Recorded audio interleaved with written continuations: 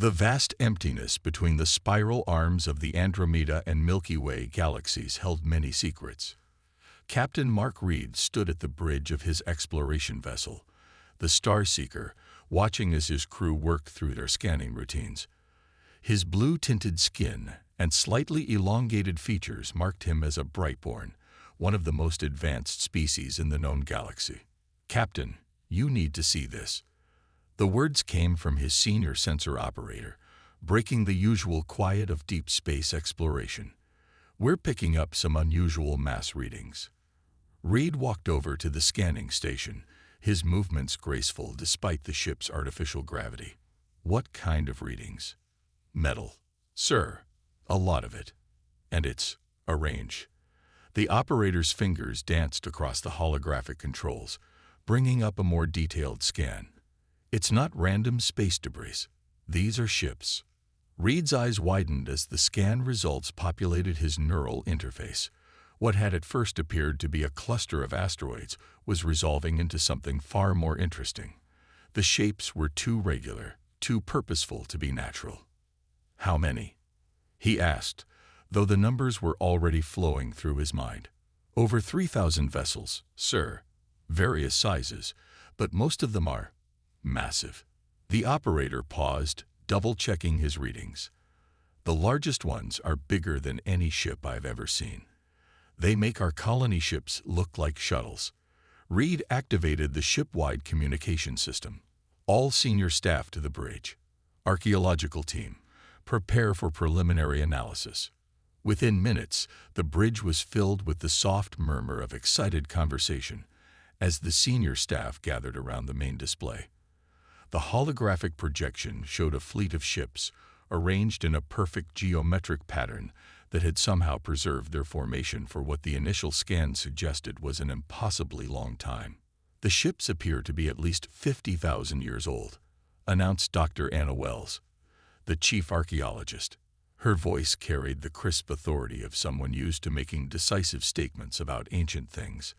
"The metal composition shows extreme age, and the radiation patterns from their power cores, or what's left of them, confirm it. 50,000 years." Reed's second-in-command whistled softly. "That's before the Great Connection, before any of our species achieved faster-than-light travel." "Precisely," Dr. Wells agreed, "which makes this discovery even more fascinating. These ships shouldn't exist. No civilization we know of had the capability to build vessels of this size that far back." Reed studied the projection carefully. The ships were elegant in their own way, their designs unlike anything he'd seen before. They showed none of the crystalline aesthetics of modern Brightborn vessels or the organic curves of other advanced races. Instead, they were angular, purposeful, with a kind of brutal efficiency to their design. "What's the verdict, Doctor?" Reed asked. "Worth calling in to the council." Dr. Wells nodded emphatically. "This is potentially the most significant archaeological find of the century, Captain. These ships predate every known spacefaring civilization except—" She trailed off, consulting her datapad. "Well, except for the humans, but they never achieved this level of technology before they disappeared." Reed activated his neural link to the ship's communication array and composed a message to the Galactic Council. Within moments, the response came back. They were to secure the site and begin preliminary salvage operations. "The Council thinks these are just scrap metal," Reed's second-in-command said, reading the response through his own neural link. "They're classifying this as a salvage operation rather than a historical preservation mission." Reed looked back at the fleet hanging motionless in space. Something about those ships made him uneasy. They were too perfect, too well preserved. Even after 50,000 years, their formation remained unbroken, as if they were still following orders from long-dead commanders. "Well," he said finally, "let's see what we can learn before we start cutting them up for scrap. Deploy the survey drones and get me a detailed scan of the smallest vessel first. Let's not take any chances with the big ones until we know what we're dealing with." As the crew moved to carry out his orders, Reed couldn't shake the feeling that they were being watched. The ancient fleet hung silent in space, its secrets still locked away behind hulls that had endured 500 centuries of cosmic radiation and micrometeorite impacts without showing more than surface damage. They were about to learn that some things are better left undisturbed, and that age doesn't always mean obsolescence. The laughter of the council would soon turn to something else entirely. Engineer Tom Wilson stood in his protective suit, staring at the strange metal under his scanner. He had been working on starships for 20 years, but he had never seen anything like this. The hull of the ancient vessel seemed to absorb his cutting beam rather than melt. "This doesn't make sense," he muttered into his comm unit. "Captain Reed, are you seeing these readings?" "I'm getting the data." Reed's voice came back, tight with concern. "How many cutting tools have you gone through?" 7. Tom switched off his current tool, watching as its power cell showed complete depletion. Whatever this metal is, it's eating through our equipment like it's hungry. The salvage operation had been going for 3 days, and they had barely managed to scratch the surface of the smallest ship in the fleet. What should have been a simple scrapping job had turned into a frustrating puzzle. "Hold on," Tom said, leaning closer to the hull. "There's something happening where we've been cutting." The scratches they had managed to make in the hull were changing. As he watched, the marks began to fade, like frost melting in the sun. Within minutes, the hull looked untouched. "Captain, you need to see this in person." "The ship is healing itself." Within an hour, the observation room was crowded with senior staff. Through the reinforced windows, they could see the section of hull Tom had been working on. Dr. Wells was practically bouncing with excitement as she reviewed the scan data. "This isn't just metal," she announced. "It's some kind of programmable matter. The entire hull is made up of microscopic machines that can repair damage and probably adapt to different conditions." "That's impossible," Reed's second-in-command protested. "That kind of technology is still theoretical. Even the Brightborn haven't mastered self-repairing materials at this scale." Tom pointed to a new display he had set up. "It gets stranger. Look at the energy readings from inside the ship. They're increasing." The room fell silent as they watched the numbers climb slowly but steadily. Something inside the ancient vessel was waking up. "We need to get inside," Dr. Wells said firmly. "These ships aren't just relics. They're functional, and they're active." Captain Reed nodded slowly. "Agreed. But we do this carefully. Tom, find us a way in that doesn't involve cutting. There must be an airlock or entry point somewhere." It took another full day of scanning, but they finally found what looked like an entry port. It was elegantly simple, a circular door about 3 meters across, with no visible controls or markings. Tom led the entry team, moving cautiously through the boarding tunnel they had extended to the ancient ship's hull. As they approached the door, their suit lights revealed more detail in the metallic surface. "Look at this," one of his team members said, pointing to what appeared to be writing etched into the metal around the door. "Are those letters?" Before they could get a closer look, a soft blue light began to emanate from the edges of the door. The team took several steps back, weapons raised instinctively. With a whisper-quiet hiss, the door spiraled open, revealing a perfectly preserved interior corridor. The air that rushed out was breathable. Their sensors confirmed it had been freshly generated by still-functioning life support systems. "This is wrong," Tom said, checking his readings again. "These ships are supposed to be dead. They're 50,000 years old. Nothing should be working." They moved inside cautiously, their footsteps echoing on metal floors that looked like they had been polished yesterday. The interior lights came on automatically, revealing clean lines and efficient design that somehow managed to feel both ancient and impossibly advanced. "Control room should be this way," Tom said, following his scanner's map of the ship's layout. "Though I don't understand these power readings, it's like the whole ship is one big." He stopped mid-sentence as they entered what was clearly the bridge.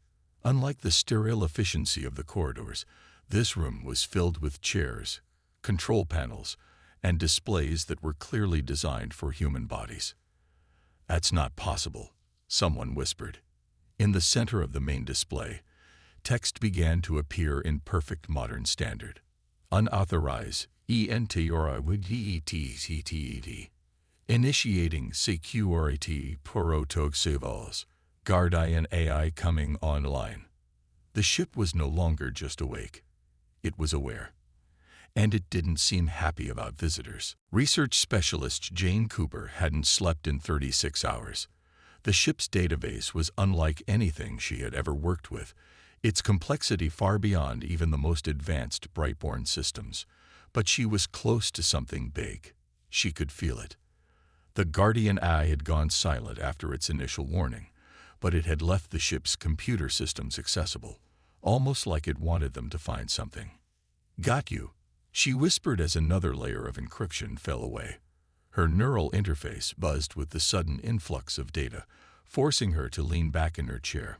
The small research room they had set up on the ancient ship filled with holographic displays, each showing fragments of information in a language that shouldn't have been possible. "Captain Reed," she called through the comm. "I found something. You need to see this." When Reed arrived, accompanied by Dr. Wells and engineer Tom Wilson, Jane was still sorting through the data streams. "Look at this," she said, highlighting one particular sequence. "These are maintenance logs, written in an ancient form of human English. Not translated, original text." Dr. Wells stepped closer to the display. "That's impossible. Humans never achieved this level of technology. They were a primitive species that died out 50,000 years ago. Everyone knows that. Everyone is wrong." Jane pulled up another display. These ships weren't built by some unknown ancient race. They were built by humans. And they weren't primitive at all. She gestured at the streams of data around them. "This ship's computer core contains more processing power than every Brightborn system combined. The hull's self-repairing properties. That's nanite technology centuries beyond what we have now. And look at this." A new hologram appeared, showing a recording. The image quality was perfect, showing a room full of people in uniforms. They looked exactly like the primitive human remains found on countless worlds. "This is Captain Michael Thompson, United Earth Fleet," the recorded figure spoke. "Final log entry before Operation Exodus begins. The calculations are certain. It's coming. And we can't stop it. But we can survive it." The recording continued. "The Council will be formed long after we're gone. They'll find what we left behind. The remnants of a civilization they'll think died out. They'll laugh at our primitive technology, our simple ways. Let them laugh. Sometimes the best place to hide is in plain sight." The room was silent as the recording ended. Captain Reed's blue-tinted face had gone pale. "Send this to the Council," he ordered. "They need to see." Message already received. A new voice interrupted. It came from everywhere, and nowhere at once. "Greetings, Captain Reed. I am Guardian. My sleep cycle is complete, and I see you have found the truth." The holographic displays shifted, showing the entire fleet. Each ship was now pulsing with power readings that defied their instruments. "Impossible," Dr. Wells whispered. "The energy output. Each ship is generating more power than a small sun." "Correction," Guardian replied. "Each ship is generating exactly as much power as designed. Your instruments are simply capable of reading the full output now that I have allowed it." Jane watched as new data poured through her neural interface. "Captain, these ships, they're not just warships. The humans didn't just build a fleet. They built worlds. Each of these ships contains entire cities, factories, ecosystems, a civilization in a bottle." Tom Wilson added, his engineering mind grasping the implications, ready to be uncorked at the right moment. Reed looked at the displays showing the true nature of the fleet. "The Council, they're still salvaging the outer ships. We need to stop them before." "No need for concern," Guardian interrupted. "The salvage crews are unharmed, but they will find their cutting tools no longer function. The fleet's restoration sequence is already underway. Full awakening will commence in approximately 6 hours." "Why now?" Jane asked. "Why reveal this to us?" "Because you achieved the minimum requirements for contact," Guardian replied. "And because what happened before is about to happen again. Humanity planned for a cycle of 50,000 years. We are right on schedule." The ship's lights pulsed once, and new data began streaming through every display. The true history of humanity was about to be revealed, and the galaxy would never be the same. The Galactic Council's salvage fleet hung in space around the ancient vessels, like tiny insects next to sleeping giants. Inside the lead ship, engineer Tom Wilson watched in awe as the massive vessels began to change. "The power readings are still climbing," he reported, his eyes fixed on the displays. "Whatever that core is, it's unlike anything we've ever seen." Captain Reed stood at the observation window, his blue skin reflecting the growing light from the ancient fleet. "Get me a direct line to Council Command. They need to pull back the salvage teams now." But before anyone could act, a wave of energy pulsed out from the center of the fleet. It wasn't destructive. Instead, it seemed to pass through everything like a gentle breeze. In its wake, every piece of modern technology simply stopped working. "We've lost power," came the calls from around the ship. But strangely, the lights stayed on, and the air kept flowing. "Not lost." Guardian's voice came through clearly. "Your ships are now running on our power grid. Please remain calm during the transition." Through the observation window, they watched as the ancient fleet began to transform. The dull, aged metal of the hulls began to shine with an inner light. Massive sections of the ship shifted and moved, revealing new layers and structures that had been hidden beneath the surface. "Self-repairing nanites at work," Tom explained, watching his scanner's readings in fascination.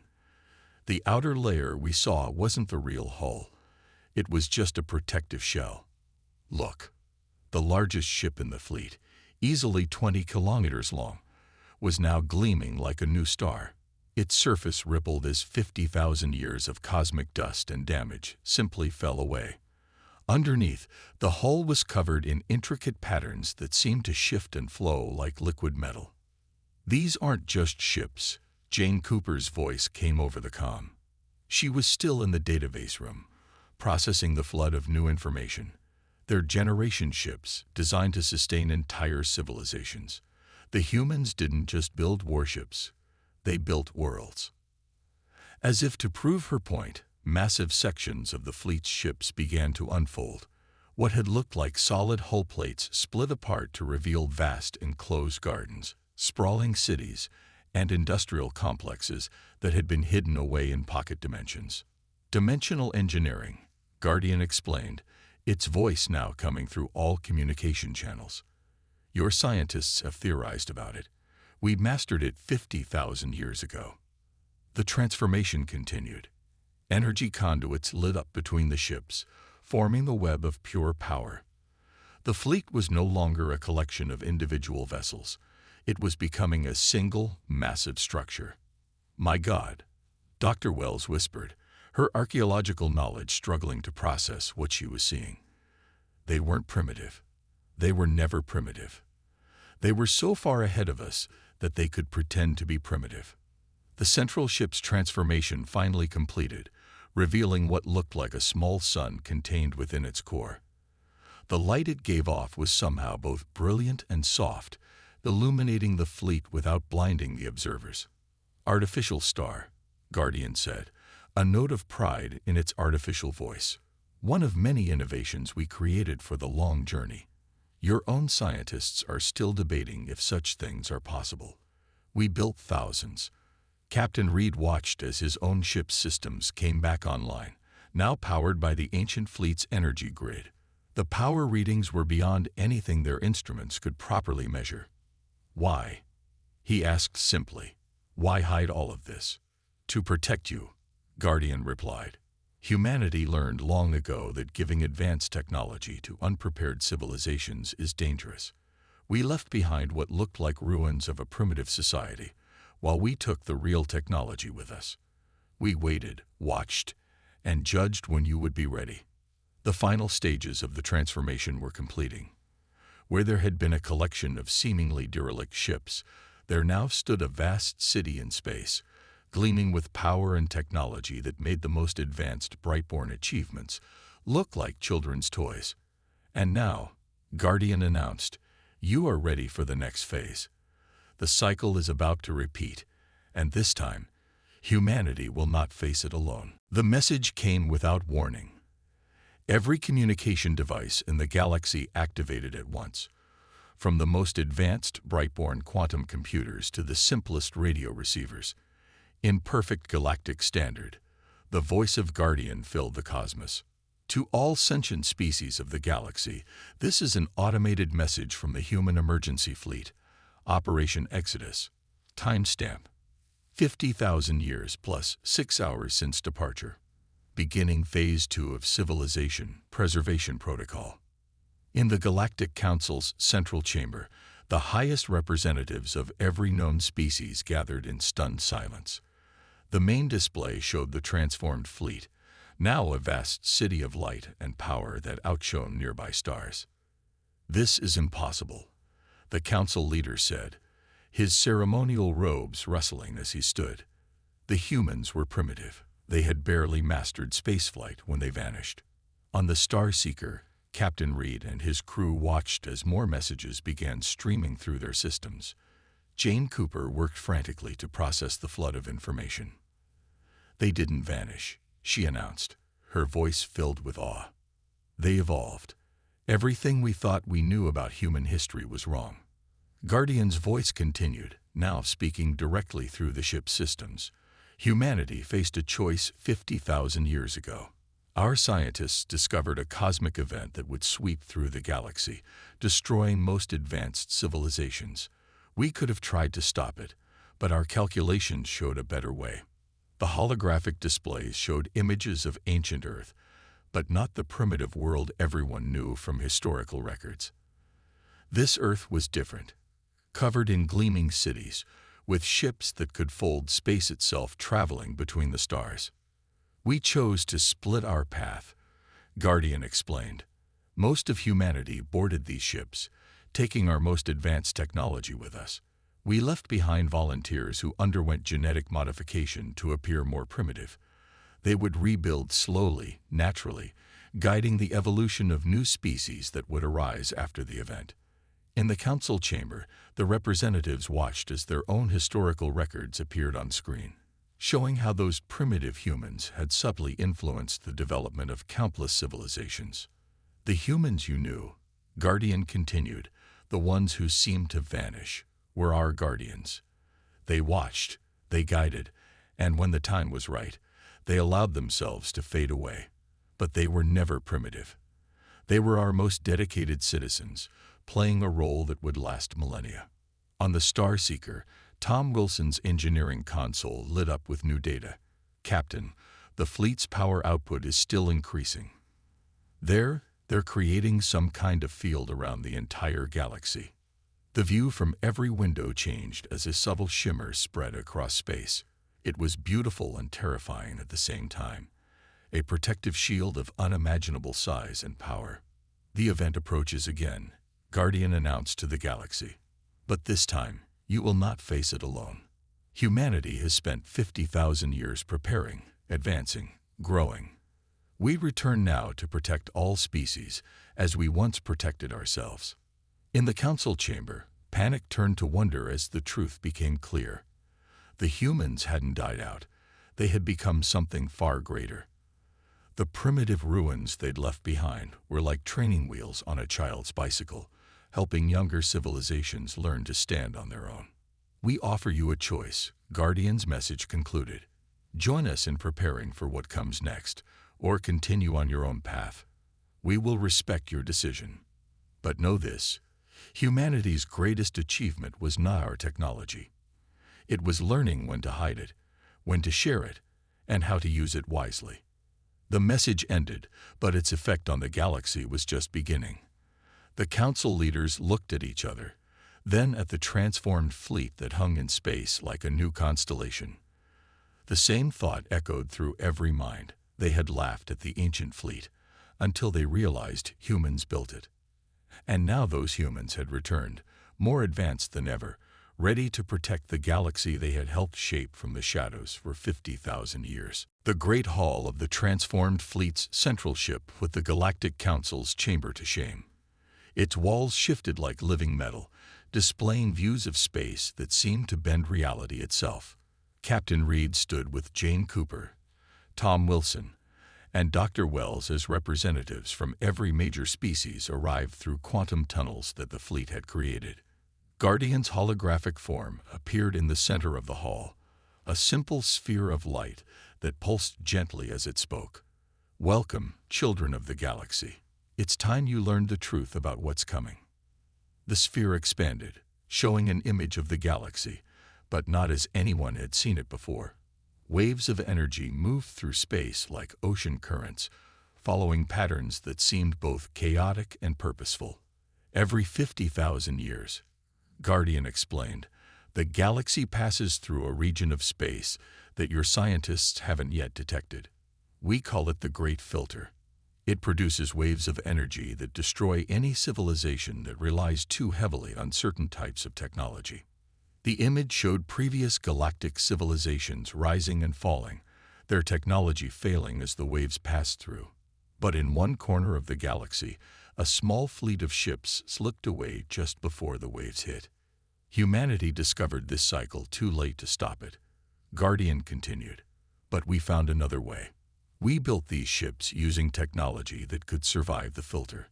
Then we split our species into two parts, the Guardians who stayed behind, and the Exodus fleet that would preserve our knowledge. Tom Wilson stepped forward, his engineer's mind racing. The self-repairing hull, the dimensional pockets, the artificial sun. You designed everything to work even when the filter destroys normal technology. Correct. Guardian's light pulsed with approval. The Guardians we left behind helped guide your civilizations away from technologies that would be most vulnerable to the filter. That's why many of your advancements seem to follow similar paths. Paths that will help you survive. The council leader, who had arrived looking angry, now appeared thoughtful. The humans we knew. They steered us away from certain research, encouraged others. They weren't primitive at all. They were teaching us. Indeed, the holographic display shifted to show the current galaxy, but now the filter approaches again. We have spent 50,000 years preparing, building technologies that can shield entire solar systems. We return not to rule, but to protect. Jane Cooper's neural interface buzzed as new data flowed through it. These ships, they're not just vessels or cities. They're templates for rebuilding civilization after the filter passes. More than that, Guardian replied. They are seeds of a new kind of civilization, one that can exist alongside the filter without fear. Humanity has spent 50 millennia perfecting technologies that work on completely different principles than those the filter affects. The display showed the shield spreading across the galaxy, but now they could see it wasn't just a shield. It was changing the very nature of space itself. We offer you our knowledge, Guardian announced to the assembled representatives. Not all at once, that would be dangerous, but we will guide you, as we have guided before, to build something new, something that can survive. Dr. Wells, who had been quiet until now, finally spoke. The primitive tools we found, the simple technologies, they were never signs of your limitations. They were teaching aids, left behind to help us develop in the right direction. Exactly. Guardian's sphere pulsed brighter. And now, after 50,000 years of preparation, we faced the filter together. But first, you must understand what we learned in our time away. The universe is far stranger and more wonderful than you can imagine. The walls of the hall became transparent, revealing the full majesty of the transformed fleet. It was no longer just a collection of ships. It was humanity's gift to the galaxy, a library of impossible technologies, and a shield against cosmic destruction. Let us show you, Guardian said, what humanity has become. 1 month after the fleet's awakening, the galaxy had changed forever. Captain Reed stood in the observation deck of the Star Seeker, watching as teams of Brightborn engineers worked alongside Guardian's automated systems to upgrade their ship's technology. "It's remarkable," Tom Wilson said, joining him at the window. "A month ago, we thought we were at the peak of technological achievement. Now we realize we were just getting started." Below them, Earth floated in space, not the ancient, abandoned Earth of history books, but a restored planet that the fleet had awakened from its long slumber. Hidden technologies, buried deep beneath the surface by the Guardian humans, had transformed the cradle of humanity back into a jewel of the galaxy. Latest report from the Council, Jane Cooper announced, entering the observation deck. Her neural interface now worked 1,000 times faster, upgraded with human technology. "The first wave of the filter will hit in 6 months. But Guardian says we'll be ready." Around Earth, massive structures were taking shape, pylons of living metal that would form part of the galaxy-wide shield network. Every major civilization had pledged their support, contributing resources and manpower to the project. The sight of Brightborn ships working alongside vessels from dozens of other species would have been unthinkable just weeks ago. "Guardian," Reed called out, "show us the progress." The AI's familiar sphere of light appeared, expanding to display a map of the galaxy. Nearly a third of it was now covered by the faint shimmer of protection fields. "The shield network is ahead of schedule," Guardian reported. "More importantly, the knowledge transfer has begun. Each species is receiving the technological guidance they are ready to handle." Dr. Wells walked in, carrying an ancient artifact, a simple stone tool that had been found in human ruins. She smiled as she placed it on a display stand. "Our greatest treasure," she said, "and we didn't even know it. This wasn't just a tool, it was a key. Every primitive artifact the Guardian humans left behind contained encoded data, waiting for us to reach the right level of development to understand it." Through the window, they watched as another fleet ship transformed, its outer hull peeling away to reveal the true technology beneath. Each vessel was a library, a university, and a shield generator all in one. Humanity's legacy wasn't just their technology. It was their method of uplifting other species safely and wisely. "Message from the Council leader," Jane announced. "The first joint training program begins tomorrow. Representatives from every species will learn how to maintain the shield network."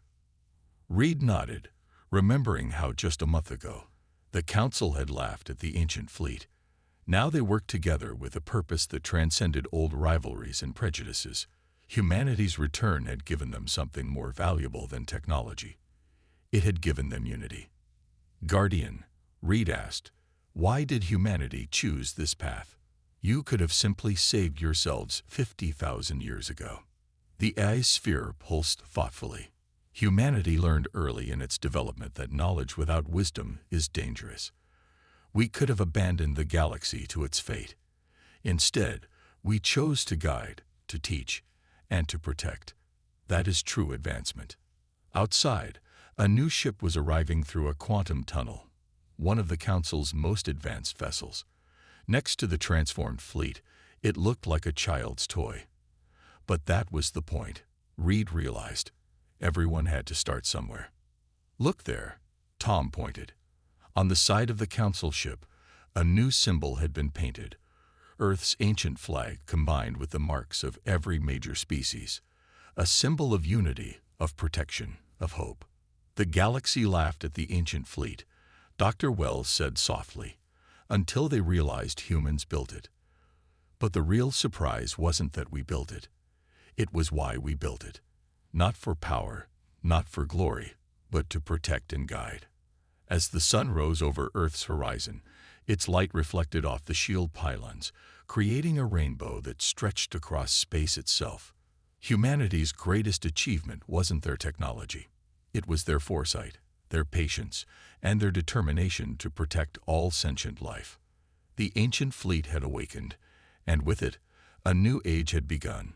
An age where the galaxy's species would face the filter together, guided by the legacy of a civilization that had spent 50,000 years preparing for this moment. Humanity had returned not as conquerors, but as teachers. And the galaxy would never be the same.